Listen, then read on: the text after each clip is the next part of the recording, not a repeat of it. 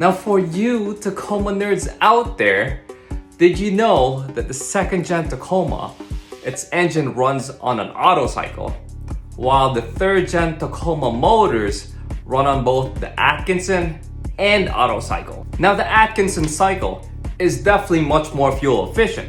So the third gen motor is usually on cruising speed using the cycle. Now the motor does switch back to auto cycle based on load and torque demand. So if you're giving it the beans, it's definitely on auto cycle. And this is all adjusted based on valve timing. But the bigger question is, how much more fuel efficient is it really?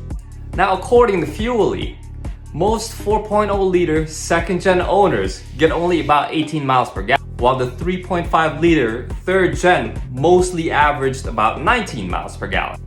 Now what are your thoughts on that? Let's talk about it. Leave your thoughts in the comment section below. Do you think it was worth it? All the engineering work for just 1 more mile per gallon?